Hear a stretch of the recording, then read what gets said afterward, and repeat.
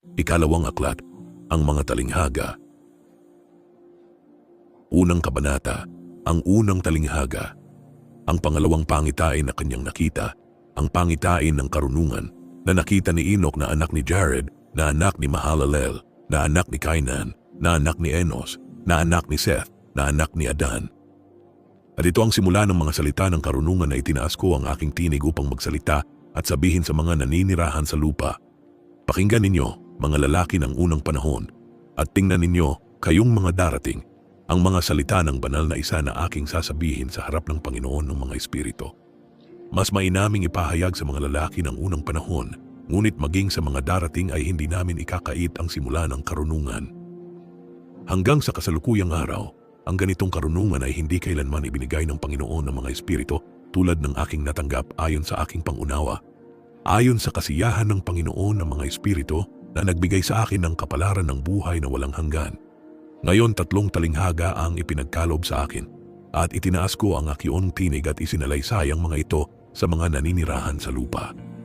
Ang unang talinghaga, kapag ang kapulungan ng mga matuwid ay lumitaw at ang mga makasalanan ay hahatulan sa kanilang mga kasalanan at itataboy mula sa mukha ng lupa, at kapag ang matuwid na isa ay lumitaw sa harap ng mga mata ng mga matuwid, na ang mga hinirang nagawa ay nakabitin sa Panginoon ng mga espiritu, at liwanag ay lilitaw sa mga matuwid at hinirang na naninirahan sa lupa, saan kaya magiging ang tahanan ng mga makasalanan at saan ang pahingahan ng mga tumanggi sa Panginoon ng mga espiritu. Mabuti pa sana para sa kanila kung hindi na lang sila ipinanganak. Kapag ang mga lihim ng mga matuwid ay nahayag at ang mga makasalanan ay hinatulan at ang mga walang Diyos ay itinaboy mula sa harapan ng mga matuwid at hinirang. Mula sa panahong iyon, ang mga nagmamay-ari ng lupa ay hindi na magiging makapangyarihan at mataas, at hindi na nila makikita ang mukha ng mga banal sapagkat ang Panginoon ng mga espiritu ay nagpamalas ng kanyang liwanag sa mukha ng mga banal, matuwid at hinirang. Pagkatapos ang mga hari at mga makapangyarihan ay mamamatay at ibibigay sa mga kamay ng mga matuwid at banal. At mula noon wala nang hihingi ng awa mula sa Panginoon ng mga espiritu sapagkat ang kanilang buhay ay tapos na.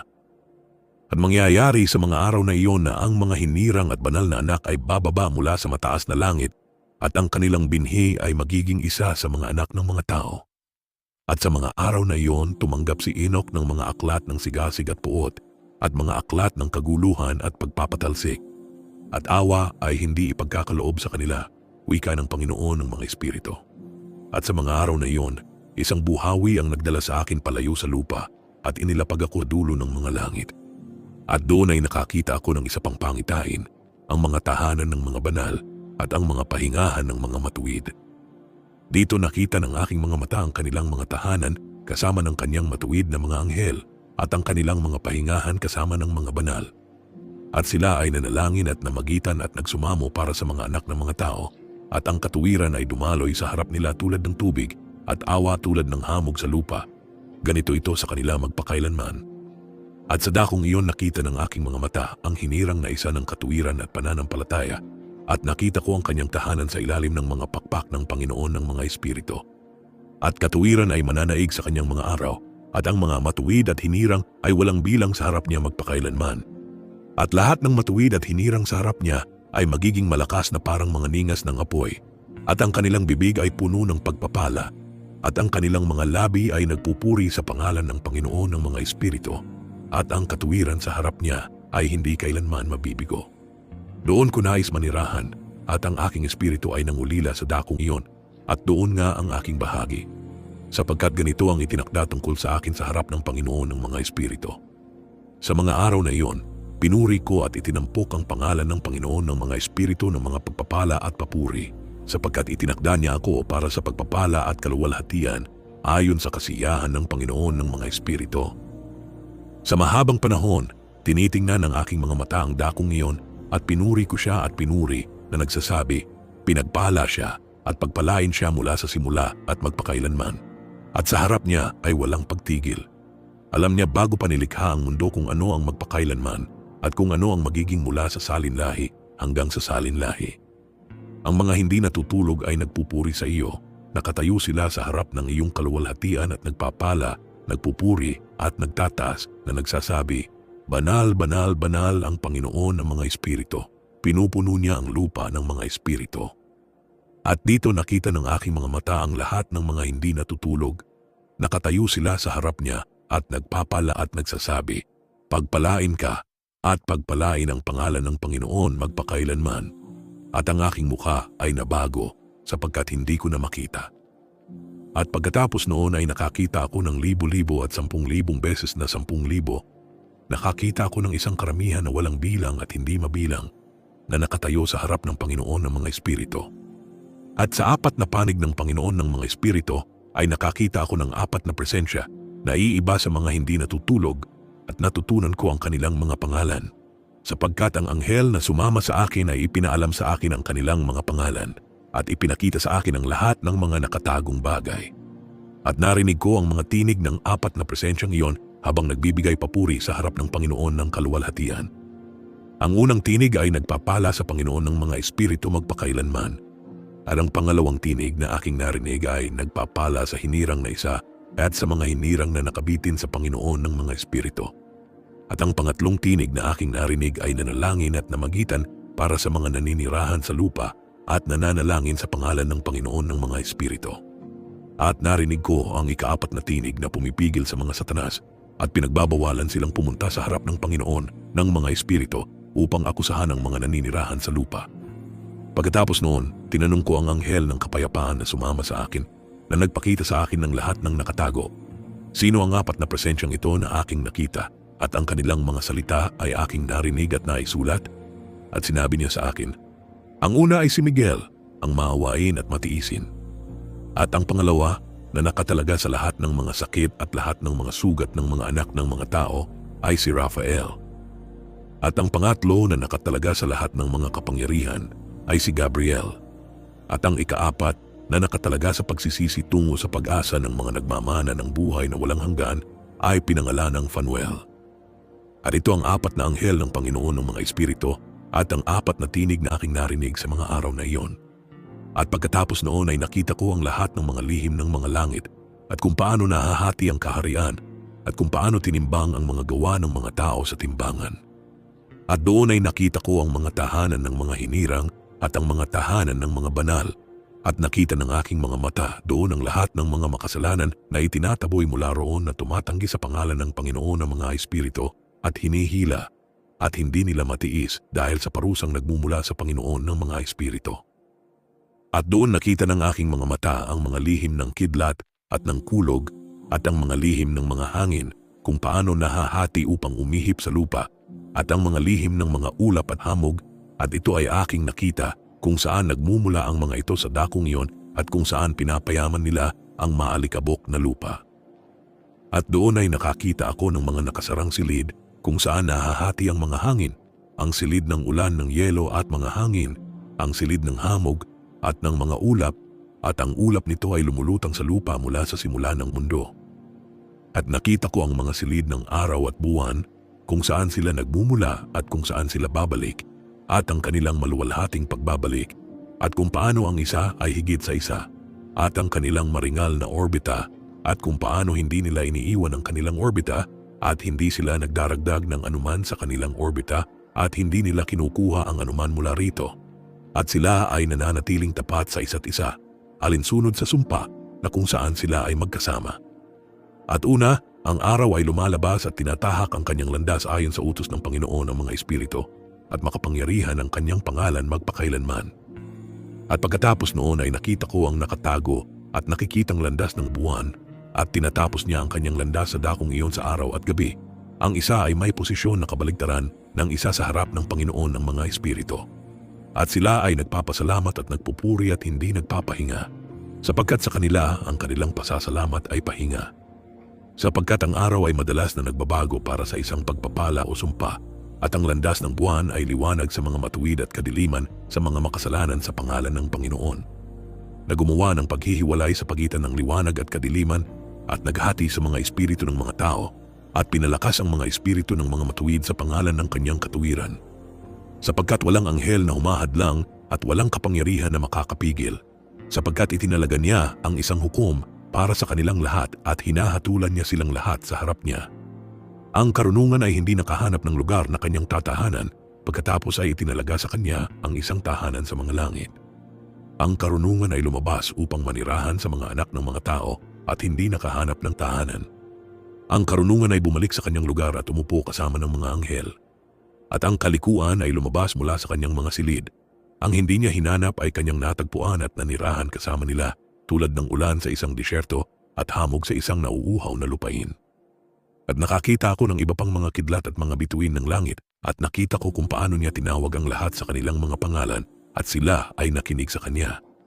At nakita ko kung paano sila tinimbang sa isang matuwid na timbangan ayon sa kanilang mga proporsyon ng liwanag, ang lapad ng kanilang mga espasyo at ang araw ng kanilang paglitaw at kung paano ang kanilang pag-ikot ay gumagawa ng kidlat at ang kanilang pag-ikot ayon sa bilang ng mga anghel at sila ay nananatiling tapat sa isa't isa. At tinanong ko ang anghel na sumama sa akin na nagpakita sa akin ng nakatago, "Ano ang mga ito?" At sinabi niya sa akin, "Ipinakita sa iyo ng Panginoon ng mga espiritu ang kanilang kahulugan sa talinghaga. Ito ang mga pangalan ng mga banal na naninirahan sa lupa at naniniwala sa pangalan ng Panginoon ng mga espiritu magpakailanman." Gayon din, isa pang kababalaghan ang aking nakita tungkol sa mga kidlat, kung paano ang ilan sa mga bituin ay bumangon at naging mga kidlat at hindi maialis ang kanilang bagong anyo.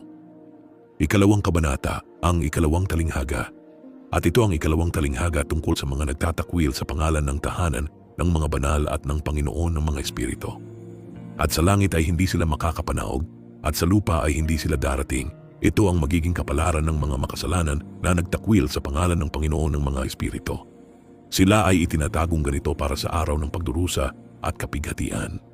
Sa araw na iyon, ang aking pinili ay uupo sa luklukan ng kaluwalhatian at susubukin ang kanilang mga gawa at ang kanilang mga pahingahan ay hindi mabilang at ang kanilang mga kaluluwa ay lalakas sa loob nila kapag nakita nila ang aking mga pinili. At yaong mga nanawagan sa aking maluwalhating pangalan, sa gayon ay papangyarihin kong manahan ang aking pinili sa kanilang gitna. At babaguhin ko ang langit at gagawin itong walang hanggang pagpapala at liwanag, at babaguhin ko ang lupa at gagawin itong pagpapala, at papangyarihin kong manahan ang aking mga pinili dito. Ngunit ang mga makasalanan at mga gumagawa ng masama ay hindi maglalakad dito. Sapagkat ako ay naglaan at nasiyahan sa kapayapaan ng aking mga matuwid at pinapanahanan sila sa harap ko. Ngunit para sa mga makasalanan ay may paghuhukom na naghihintay sa akin, upang ako'y maglipol sa kanila mula sa mukha ng lupa. At doon ay nakita ko ang isa na may ulo ng mga araw, at ang kanyang ulo ay puti tulad ng lana, at kasama niya ay isa pang nilalang na ang mukha ay may anyo ng isang tao, at ang kanyang mukha ay puno ng kagandahang loob tulad ng isa sa mga banal na anghel. At tinanong ko ang anghel na sumama sa akin at nagpakita sa akin ng lahat ng mga natatagong bagay tungkol sa anak ng tao, sino siya at saan siya nanggaling at bakit siya sumama sa Panginoon ng mga araw. At sumagot siya at sinabi sa akin, "Ito ang anak ng tao na nagtataglay ng katuwiran. Nakasama niya nananahan ng katuwiran at nagbubunyag ng lahat ng mga kayamanan ng mga bagay na natatago. Sapagkat siya ang pinili ng Panginoon ng mga espiritu at ang kanyang kapalaran ay nangunguna sa harap ng Panginoon ng mga espiritu sa katuwiran magpakailanman. At itong anak ng tao na iyong nakita ay magbabangon sa mga hari at mga makapangyarihan mula sa kanilang mga luklukan at magluluwag ng mga preno ng mga malakas at babasagin ang mga ngipin ng mga makasalanan. Sapagkat hindi nila pinupuri at dinadakila siya, ni nagpapakumbabang kinikilala kung saan ipinagkaloob sa kanila ang kaharian. At ibababa niya ang mukha ng mga malakas at pupunuin niya sila ng kahihiyan. Kadiliman ang magiging kanilang tahanan at mga uod ang magiging kanilang higaan. Wala silang pag-asang bumangon mula sa kanilang mga higaan sapagkat hindi nila pinupuri ang pangalan ng Panginoon ng mga espiritu. Sila ang mga humuhusga sa mga bituin ng langit, yumayapak sa lupa at nananahan dito. Ang lahat ng kanilang mga gawa ay nagpapakita ng kalikuan at ang kanilang kapangyarihan ay nakasalalay sa kanilang kayamanan. Ang kanilang pananampalataya ay nasa mga Diyos na kanilang ginawa.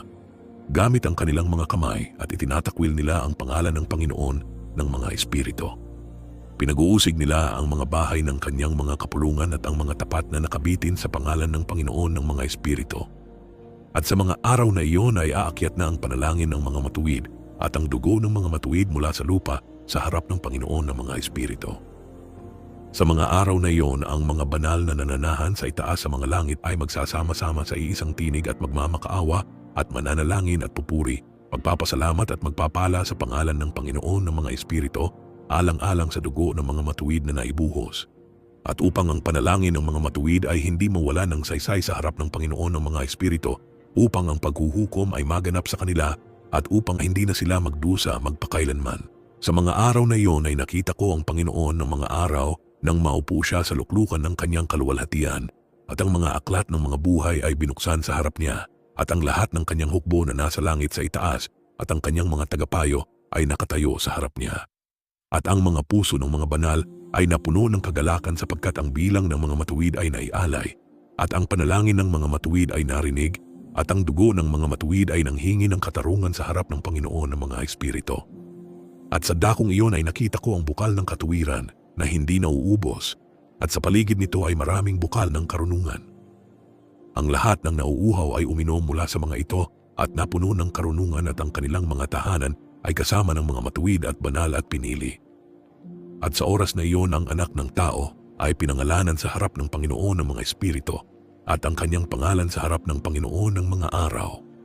Oo, bago nilikha ang araw at mga tanda, bago ginawa ang mga bituin ng langit, ang kanyang pangalan ay pinangalanan sa harap ng Panginoon ng mga espiritu. Siya ay magiging tungkod ng mga matuwid na paghuhugpungan upang hindi sila matumba, at siya ang magiging liwanag ng mga hentil at pag-asa ng mga may bagabag na puso. Ang lahat ng nananahan sa lupa ay magpapatira pa at sasamba sa harap niya, at pupurihin at pagpapalain at aawitan ng Panginoon ng mga espiritu. At dahil dito siya ay pinili at itinago sa harap niya bago ang paglikha ng mundo at magpakailanman. At ang karunungan ng Panginoon ng mga espiritu ay nagbunyag sa kanya sa mga banal at matuwid, sapagkat kanyang iningatan ang kapalaran ng mga matuwid, dahil kanilang kinamuhian at hinamak ang mundong ito ng kalikuan, at kinamuhian ang lahat ng mga gawa at paraan ito sa pangalan ng Panginoon ng mga espiritu. Sapagkat sa kanyang pangalan sila ay naligtas, at ayon sa kanyang mabuting kalooban ay naging ganito tungkol sa kanilang buhay. Sa mga araw na ito, ang mga hari ng lupa ay magiging lugmok ang mukha, at ang mga makapangyarihan na nagmamay-ari ng lupain dahil sa mga gawa ng kanilang mga kamay, sapagkat sa araw ng kanilang pagdurusa at kapighatian ay hindi nila maililigtas ang kanilang sarili, at ako'y maglalagay sa kanila sa mga kamay ng aking pinili. Tulad ng dayami sa apoy, ay masusunog sila sa harap ng mga banal. Tulad ng tingga sa tubig, ay lulubog sila sa harap ng mga matuwid, at wala nang bakas sa kanila ang makikita. At sa araw ng kanilang kapighatian ay magkakaroon ng kapahingahan sa lupa, at sa harap nila ay babagsak sila at hindi na muling babangon. Walang sino man ang kukuha sa kanila ng kanyang mga kamay at magpapabangon sa kanila, sapagkat itinakwil nila ang Panginoon ng mga espiritu at ang kanyang pinahiran. Pagpalain ang pangalan ng Panginoon ng mga espiritu. Sapagkat ang karunungan ay ibubuhos na parang tubig, at ang kaluwalhatian ay hindi mawawala sa harap niya magpakailanman. Sapagkat siya ay makapangyarihan sa lahat ng lihim ng katuwiran, at ang kalikuan ay mawawala na parang anino at walang pagpapatuloy. Sapagkat ang pinili ay nakatayo sa harap ng Panginoon ng mga espiritu, at ang kanyang kaluwalhatian ay magpakailanman, at ang kanyang kapangyarihan sa lahat ng salinlahi. At sa kanya nananahan ang espiritu ng karunungan, at ang espiritu na nagbibigay ng kabatiran, at ang espiritu ng pag-unawa at ng kapangyarihan, at ang espiritu ng mga nakatulog sa katuwiran. At siya ang hahatol sa mga lihim na bagay, at walang makapagsasabi ng kasinungalingang salita sa harap niya, sapagkat siya ang pinili sa harap ng Panginoon ng mga espiritu ayon sa kanyang mabuting kalooban. Sa mga araw na iyon ay magaganap ang pagbabago para sa mga banal at pinili, at ang liwanag ng mga araw ay mananatili sa kanila, at ang kaluwalhatian at karangalan ay magiging sa mga banal. Sa araw ng kapighatian, na kung saan ang kasamaan ay naipon laban sa mga makasalanan, at ang mga matuwid ay magwawagi sa pangalan ng Panginoon ng mga espiritu, at kanyang papangyarihin ang iba na magpatotoo upang sila'y magsisi at talikuran ang mga gawa ng kanilang mga kamay. Wala silang karangalan sa pamamagitan ng pangalan ng Panginoon ng mga espiritu, ngunit sa pamamagitan ng kanyang pangalan sila ay maliligtas, at ang Panginoon ng mga espiritu ay maaawa sa kanila sapagkat malaki ang kanyang awa. At siya ay matuwid din sa kanyang paghuhukom, at sa harap ng kanyang kaluwalhatian, ang kalikuan ay hindi mananatili. Sa kanyang paghuhukom ang mga hindi nagsisisi ay mapapahamak sa harap niya. At mula ngayon wala na akong awa sa kanila. Wika ng Panginoon ng mga espiritu. Sa mga araw na iyon ang lupa ay magbabalik din ng ipinagkatiwala dito. Ang Sheol ay magbabalik din ng tinanggap nito at ang impyerno ay magbabalik ng utang nito. Sapagkat sa mga araw na iyon ang pinili ay babangon at kanyang pipiliin ang mga matuwid at banal mula sa kanila. Sapagkat ang araw ay malapit na sila ay maligtas. At ang pinili ay sa mga araw na iyon ay uupo sa aking luklukan at ang kanyang bibig ay magbubuhos ng lahat ng lihim ng karunungan at payo sapagkat ibinigay ng Panginoon ng mga espiritu sa kanya at pinagluwalhati siya. Sa mga araw na iyon ang mga bundok ay lulundag na parang mga lalaking tupa at ang mga burol ay lulukso na parang mga batang tupa na nasisiyahan sa gatas at ang mga muka ng mga anghel sa langit ay liliwanag sa kagalakan. At ang lupa ay magagalak at ang mga matuwid ay mananahan dito at ang mga pinili ay lalakad dito. At pagkatapos ng mga araw na iyon sa dakong iyon na kung saan nakita ko ang lahat ng mga pangitain ng mga bagay na natatago sapagkat ako'y dinala ng ipo-ipo at kanilang dinala ako patungo sa kanluran. Doon ay nakita ng aking mga mata ang lahat ng mga lihim na bagay ng langit na magaganap, isang bundok ng bakal at isang bundok ng tanso at isang bundok ng pilak at isang bundok ng ginto at isang bundok ng malambot na metal at isang bundok ng tingga. At tinanong ko ang anghel na sumama sa akin na sinasabi, "Ano ang mga bagay na ito na aking nakita sa lihim?" At sinabi niya sa akin, "Ang lahat ng mga bagay na ito na iyong nakita ay maglilingkod sa pamumuno ng kanyang pinahiran upang siya ay maging makapangyarihan at malakas sa lupa." At ang anghel ng kapayapaan iyon ay sumagot na sinasabi sa akin, "Maghintay ka ng kaunti at ang lahat ng mga lihim na bagay na nakapalibot sa Panginoon ng mga espiritu ay mabubunyag sa iyo.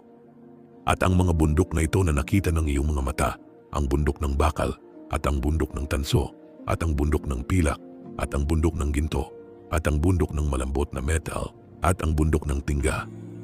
Ang lahat ng ito ay magiging sa harap ng pinili na parang pagkit sa harap ng apoy at tulad ng tubig na dumadaloy mula sa itaas at sila ay magiging walang kapangyarihan sa harap ng kanyang mga paa. At mangyayari sa mga araw na iyon na walang maliligtas sa pamamagitan ng ginto o ng pilak at walang makakatakas at walang bakal para sa digmaan ni magsusuot ang sino man ng baluti. Ang tanso ay walang silbi at ang lata ay hindi pahahalagahan at ang tingga ay hindi nais. At ang lahat ng mga bagay na ito ay mawawasak mula sa ibabaw ng lupa. At ako'y tumingin at lumiko sa ibang bahagi ng lupa at nakita ko doon ang isang malalim na lambak na may nagnininga na apoy. At dinala nila ang mga hari at mga makapangyarihan at sinimulang ihagis sila sa malalim na lambak na ito.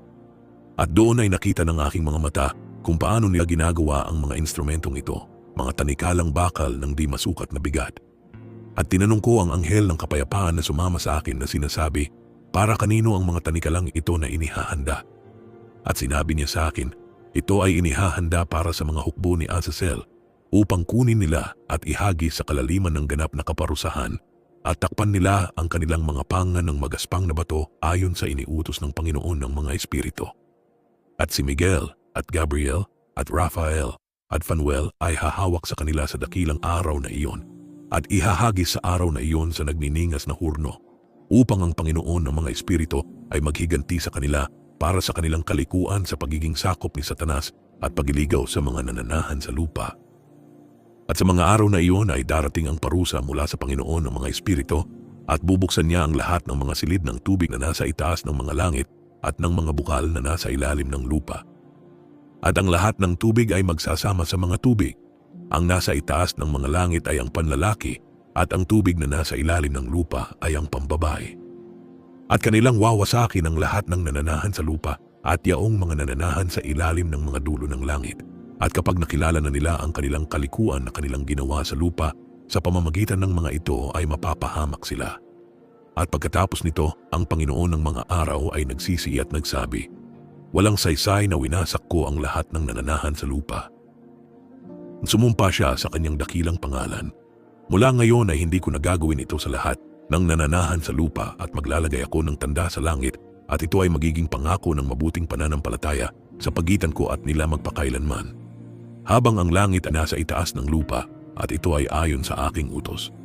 Kapag ako'y nagnais na hawakan sila sa pamamagitan ng kamay ng mga anghel sa araw ng kapighatian at pagdurusa dahil dito, Ako'y magpapangyari na ang aking parusa at aking puot ay manatili sa kanila. Wika ng Diyos ang Panginoon ng mga espiritu. Kayong makapangyarihang mga hari na nananahan sa lupa, kayo ay dapat na masdan ng aking pinili. Kung paano siya nakaupo sa luklukan ng kaluwalhatian at humahatol kay Azazel at sa lahat ng kanyang mga kasama at sa lahat ng kanyang mga hukbo sa pangalan ng Panginoon ng mga espiritu. At nakita ko doon ang mga hukbo ng mga anghel ng parusa na papunta at hawak nila ang mga panghampas at mga tanikalang bakal at tanso. At tinanong ko ang anghel ng kapayapaan na sumama sa akin na sinasabi, kanino pupunta ang mga ito na may hawak ng mga panghampas? At sinabi niya sa akin, sa kanilang mga pinili at minamahal upang sila'y ihagis sa kalaliman ng abismo ng lambak. At pagkatapos ang lambak na iyon ay mapupuno ng kanilang mga pinili at minamahal, at ang mga araw ng kanilang buhay ay magwawakas, at ang mga araw ng kanilang pagligaw ay hindi na mabibilang mula noon. At sa mga araw na iyon ang mga anghel ay babalik at maghahagis ng kanilang sarili sa silangan sa mga Parto at Medo. Kanilang guguluhin ang mga hari upang ang espiritu ng kaguluhan ay sumakanila at kanilang gigisingin sila mula sa kanilang mga luklukan upang sila'y sumugat na parang mga leon mula sa kanilang mga lungga at parang mga gutom na lobo sa gitna ng kanilang mga kawan. At sila'y aakyat at yuyurakan ang lupain ng kanyang mga pinili, ngunit ang lungsod ng mga matuwid ay magiging hadlang sa kanilang mga kabayo. At sila'y magsisimulang magaway sa kanilang sarili, at ang kanilang kanang kamay ay magiging malakas laban sa kanilang sarili. At ang isang tao ay hindi makikilala ang kanyang kapatid ni ang isang anak, ang kanyang ama o kanyang ina, hanggang sa walang bilang ang mga bangkay, dahil sa kanilang pagpatay at ang kanilang parusa ay hindi mawawalan ng saysay. Sa mga araw na iyon, ang Sheol ay bubuka ng kanyang mga panga at sila ay lulunurin doon.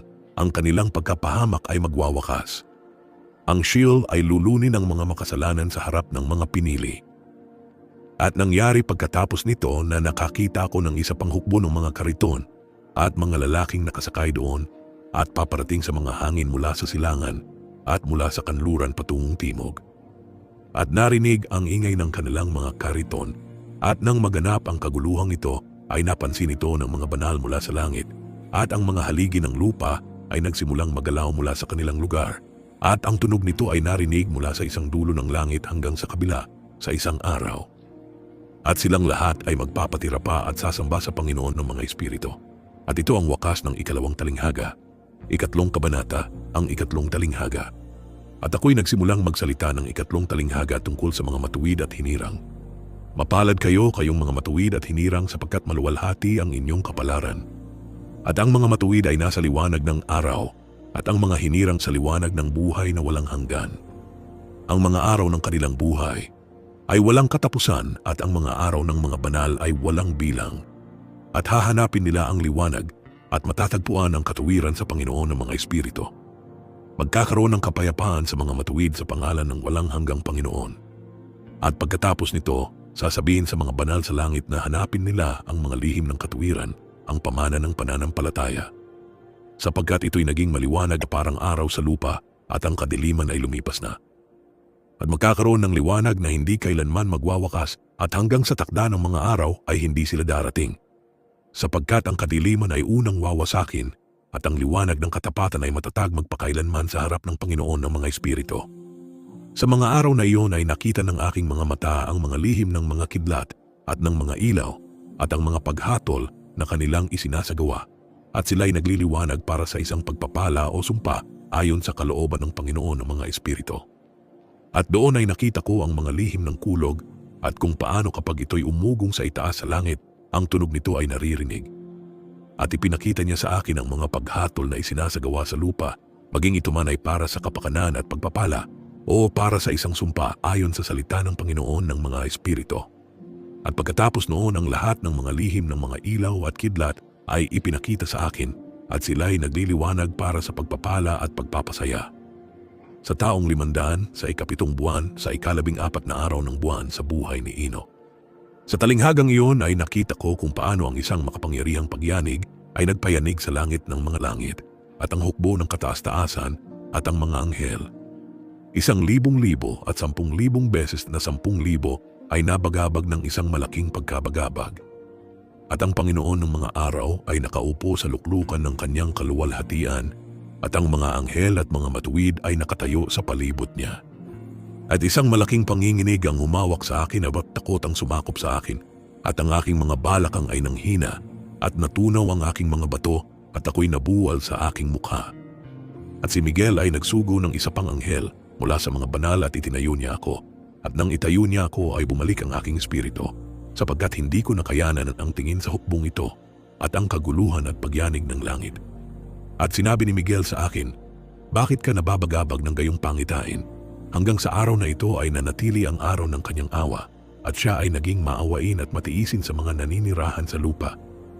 At kapag dumating ang araw at ang kapangyarihan at ang parusa at ang paghatol, na inihanda ng Panginoon ng mga espiritu para sa mga hindi sumasamba sa matuwid na kautusan, at para sa mga nagkakaila sa matuwid na paghatol, at para sa mga gumagamit ng kanyang pangalan ng walang kabuluhan, ang araw na iyon ay inihanda para sa mga hinirang ay isang tipan, ngunit para sa mga makasalanan ay isang pag-uusisa.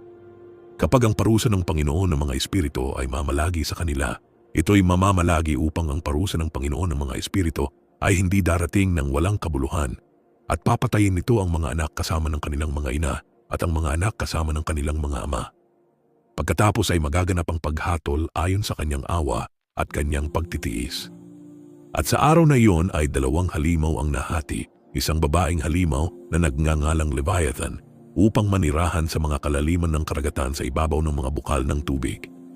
Ngunit ang lalaki ay pinangalan ng Behemoth na sakop ng kanyang dibdib ang isang ilang na disyerto na pinangalan ng Duidain sa silangan ng hardin kung saan naninirahan ang mga hinirang at matuwid, kung saan ang aking lolo ay dinala, ang ikapito mula kay Adan, ang unang tao na nilikha ng Panginoon ng mga espiritu.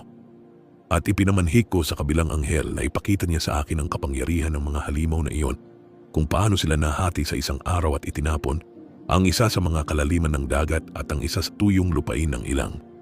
At sinabi niya sa akin, "Ikaw na anak ng tao, dito ay ninanais mong malaman ang nakakubli." At ang kabilang anghel na sumama sa akin at nagpakita sa akin ng mga nakakubli ay nagsabi sa akin kung ano ang una at huli sa langit sa kaitaasan at sa ilalim ng lupa sa kalaliman at sa mga dulo ng langit at sa pundasyon ng langit. At ang mga silid ng mga hangin at kung paano nahahati ang mga hangin at kung paano sila tinimbang at kung paano kinakalkula ang mga pintuan ng mga hangin, bawat isa ayon sa kapangyarihan ng hangin at ang kapangyarihan ng mga ilaw ng buwan at ayon sa kapangyarihan na nararapat at ang mga dibisyon ng mga bituin ayon sa kanilang mga pangalan at kung paano nahahati ang lahat ng mga dibisyon. At ang mga kulog ayon sa mga lugar kung saan sila bumabagsak at ang lahat ng mga dibisyon na ginawa sa gitna ng mga kidlat upang ito'y magliwanag at ang kanilang hukbo upang sila ay agad na sumunod. Sapagkat ang kulog ay may mga lugar na itinakda para sa kanyang pahinga habang ito'y naghihintay ng kanyang dagundong. At ang kulog at kidlat ay hindi mapaghihiwalay, at bagamat hindi iisa at hindi nahahati, silang dalawa ay magkasamang dumadaan sa espiritu at hindi naghihiwalay. Sapagkat kapag ang kidlat ay nagliwanag, ang kulog ay nagbibigay ng kanyang tinig at ang espiritu ay nagpapatupad ng isang pagtigil sa panahon ng dagundong at pantay na naghahati sa pagitan nila. Sapagkat ang ingatang yaman ng kanilang mga dagundong ay parang buhangin at bawat isa sa kanila habang dumadagundong ay hinahawakan ng isang busal at pinaiikot ng kapangyarihan ng espiritu at itinutulak pasulong ayon sa maraming sulok ng mundo. At ang espiritu ng dagat ay panlalaki at malakas at ayon sa lakas ng kanyang kapangyarihan ay hinihila niya ito pabalik ng isang renda at sa katulad na paraan ito'y itinutulak pasulong at nagkakalat sa gitna ng lahat ng mga bundok ng mundo. At ang espiritu ng hamog na nagyelo ay kanyang sariling anghel at ang espiritu ng ulan ng yelo ay isang mabuting anghel. At ang espiritu ng niebe ay tumalikod sa kanyang mga silid dahil sa kanyang lakas. May isang espesyal na espiritu doon at ang umaakyat mula rito ay parang usok at ang pangalan nito ay hamog na nagyelo. At ang espiritu ng ambon ay hindi nakaisa sa kanila sa kanilang mga silid, ngunit ito ay may espesyal na silid sapagkat ang kanyang landas ay maluwalhati kapwa sa liwanag at sa kadiliman at sa taglamig at tag-araw at sa kanyang silid ay may isang anghel. At ang espiritu ng hamog ay may tirahan sa mga dulo ng langit at nakakonekta sa mga silid ng ulan at ang kanyang landas ay sa taglamig at tag-araw. at ang kanyang mga ulap at ang mga ulap ng ambon ay nakakonekta at ang isa ay nagbibigay sa isa. At kapag ang espiritu ng ulan ay lumabas mula sa kanyang silid, ang mga anghel ay darating at bubuksan ang silid at ilalabas ito. At kapag ito'y kumalat sa buong mundo, ay nakikisama ito sa tubig sa lupa. At sa tuwing ito'y nakikisama sa tubig sa lupa. Sapagkat ang mga tubig ay para sa mga naninirahan sa lupa, sapagkat ito ay pagkain para sa lupa mula sa kataas-taasan na nasa langit. Kaya may sukat ang ulan at ang mga anghel ang nag-aalaga nito. At ang mga bagay na ito ay nakita ko patungo sa hardin ng mga matuwid. At ang anghel ng kapayapaan na kasama ko ay nagsabi sa akin, ang 2 halimaw na ito na inihanda ayon sa kadakilaan ng Diyos ay magpapakain. At nakita ko sa mga araw na iyon kung paano ang mahabang mga lubid ay ibinigay sa mga anghel na iyon at kumuha sila ng mga pakpak at lumipad at sila'y nagtungo sa hilaga. At tinanong ko ang anghel na sinasabi sa kanya, bakit kinuha ng mga anghel na iyon ang mga lubid na ito at umalis? At sinabi niya sa akin, sila ay pumunta upang sumukat. At ang anghel na sumama sa akin ay nagsabi sa akin, ang mga ito ay magdadala ng mga sukat ng mga matuwid at mga lubid ng mga matuwid sa mga matuwid, upang sila ay manatili sa pangalan ng Panginoon ng mga espiritu magpakailanman. Ang mga hinirang ay magsisimulang manirahan kasama ng mga hinirang, at iyon ang mga sukat na ibibigay sa pananampalataya at magpapatatag sa katuwiran.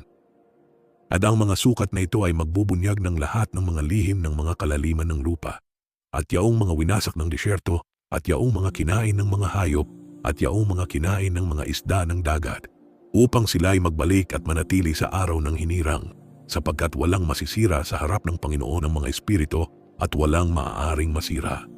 At lahat ng naninirahan sa itaas sa langit ay tumanggap ng isang utos at kapangyarihan at isang tinig at isang liwanag na katulad ng apoy. Tang isang iyon sa kanilang unang mga salita ay kanilang pinuri at itinampok at pinuri ng karunungan. At sila'y marunong sa pagbigkas at sa espiritu ng buhay. At inilagay ng Panginoon ng mga espiritu ang hinirang sa luklukan ng kaluwalhatian, at hahatol siya sa lahat ng mga gawa ng mga banal sa itaas sa langit, at sa timbangan ay tatimbangin ang kanilang mga gawa. At sa gayon ay inutusan ng Panginoon ang mga hari, at ang makapangyarihan at ang mga mataas, at yaong mga naninirahan sa lupa, at sinabi, buksan ninyo ang inyong mga mata, at itaas ninyo ang inyong mga sungay, kung kayo ay makakakilala sa hinirang. At ang Panginoon ng mga espiritu ay pinaupo siya sa luklukan ng kanyang kaluwalhatian, at ang espiritu ng katuwiran ay ibinuhos sa kanya. At ang salita ng kanyang bibig ay pumapatay sa lahat ng mga makasalanan, at lahat ng hindi matuwid ay winawasak sa harap ng kanyang muka. At sa araw na iyon ay tatayo ang lahat ng mga hari at ang makapangyarihan, at ang mga mataas at yaong mga may-ari ng lupa, at makikita nila at makikilala kung paano siya nakaupo sa luklukan ng kanyang kaluwalhatian. At ang katuwiran ay hinahatol sa harap niya, at walang sinungaling na salita ang binibigkas sa harap niya. Pagkatapos ay darating ang sakit sa kanila na parang isang babaeng nanganganak kapag ang kanyang anak ay pumasok sa bibig ng matris at siya ay may sakit sa panganganak. At ang isang bahagi sa kanila ay titingin sa isa at sila'y mangangatal at sila'y malulungkot ng mukha at sasakupin sila ng sakit kapag nakita nila ang anak ng tao na iyon na nakaupo sa luklukan ng kanyang kaluwalhatian. At ang mga hari at ang makapangyarihan at lahat ng may-ari ng lupa ay magpapala at pupurihin at itatampok siya na namumuno sa lahat na nakatago. Sapagkat mula sa simula ay nakatago ang anak ng tao at pinangalagaan siya ng kataas-taasan sa harap ng kanyang kapangyarihan at inihayag siya sa mga hinirang. At ang kapulungan ng mga hinirang at banal ay itatanim at lahat ng mga hinirang ay tatayo sa harap niya sa araw na iyon. At lahat ng mga hari at ang makapangyarihan at ang mga mataas at yaong mga namumuno sa lupa ay magpapatira pa sa harap niya sa kanilang mga mukha at sasamba at maglalagay ng pag-asa sa anak ng tao na iyon at hihilingin sa kanya at magmamakaawa para sa awa sa kanyang mga kamay.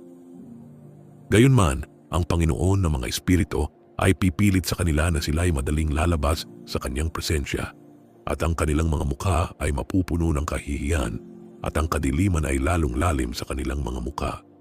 At ibibigay niya sila sa mga anghel para sa parusa upang isagawa ang paghihiganti sa kanila sapagkat inapi nila ang kanyang mga anak at kanyang mga hinirang.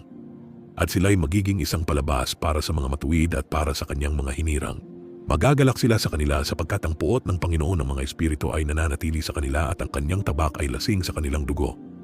At ang mga matuwid at hinirang ay maliligtas sa araw na iyon at hindi na nila muling makikita ang mukha ng mga makasalanan at hindi matuwid. At ang Panginoon ng mga espiritu ay mananatili sa kanila at kasama ng anak ng tao na iyon ay kakain sila at hihiga at babangon magpakailanman. At ang mga matuwid at hinirang ay babangon mula sa lupa at titigil na maging malungkot ng mukha. At sila'y madaramtan ng mga damit ng kaluwalhatian at ito ang magiging mga damit ng buhay mula sa Panginoon ng mga espiritu. At ang iyong mga damit ay hindi magluluma. Ni ang iyong kaluwalhatian ay mawawala sa harap ng Panginoon ng mga espiritu. Sa mga araw na iyon ay ang makapangyarihan at ang mga hari na may-ari ng lupa ay magmamakaawa. Nabigyan sila ng kaunting pagpapahinga mula sa kanyang mga anghel ng parusa na kanilang ibinigay upang sila'y magpatira pa at sumamba sa harap ng Panginoon ng mga espiritu at magpahayag ng kanilang mga kasalanan sa harap niya. At pupurihin at itatampok nila ang Panginoon ng mga espiritu at sasabihin po, mapalad ang Panginoon ng mga espiritu at ang Panginoon ng mga hari at ang Panginoon ng makapangyarihan at ang Panginoon ng mayayaman at ang Panginoon ng kaluwalhatian at ang Panginoon ng karunungan at maluwalhati sa bawat lihim na bagay ang iyong kapangyarihan mula sa salinlahi hanggang salinlahi at ang iyong kaluwalhatian magpakailanman. Malalim ang lahat ng iyong mga lihim at hindi mabilang at ang iyong katuwiran ay hindi matataya. Natutunan na namin ngayon na dapat naming purihin at pagpalain ang Panginoon ng mga hari at siya na hari sa lahat ng mga hari. At sasabihin nila, sana ay may pahinga kami upang purihin at magpasalamat at magpahayag ng aming pananampalataya sa harap ng kanyang kaluwalhatian. At ngayon ay nagnanais kami ng kaunting pahinga, ngunit hindi namin ito makita. Kami ay sumusunod ng matindi at hindi nakakamit, at ang liwanag ay nawala sa harap namin, at ang kadiliman ay aming tirahan magpakailanman. Sapagkat hindi kami naniwala sa harap niya ni pinuri ang pangalan ng Panginoon ng mga espiritu, ngunit ang aming pag-asa ay nasa setro ng aming kaharian at sa aming sariling kaluwalhatian. At sa araw ng aming paghihirap at kapighatian ay hindi niya kami inililigtas at wala kaming pahinga para sa pagpapahayag na ang aming Panginoon ay totoo sa lahat ng kanyang mga gawa at sa kanyang mga paghatol at kanyang katarungan at ang kanyang mga paghatol ay walang pagtatangi ng mga tao. At kami ay lumilipas sa harap ng kanyang mukha dahil sa aming mga gawa at lahat ng aming mga kasalanan ay kinakalkula sa katuwiran. Ngayon ay sasabihin nila sa kanilang sarili, ang aming mga kaluluwa ay puno ng hindi matuwid na pakinabang, ngunit hindi ito pumipigil sa amin na bumaba mula sa gitna nito sa pasanin ng Sheol. At pagkatapos nito ay mapupuno ang kanilang mga mukha ng kadiliman at kahihiyan sa harap ng anak ng tao na iyon, at sila'y itataboy mula sa kanyang presensya, at ang tabak ay mananatili sa harap ng kanyang mukha sa kanilang kalagitnaan. Ganito ang sinabi ng Panginoon ng mga espiritu. Ito ang ordinansa at paghatol patungkol sa makapangyarihan at mga hari at mga mataas at yaong mga may-ari ng lupa sa harap ng Panginoon ng mga espiritu. At iba pang mga anyo ang nakita ko na nakatago sa lugar na iyon. Narinig ko ang tinig ng anghel na nagsasabi, ito ang mga anghel na bumaba sa lupa at naghayag ng nakakubli sa mga anak ng mga tao at ng akit sa mga anak ng mga tao na gumawa ng kasalanan.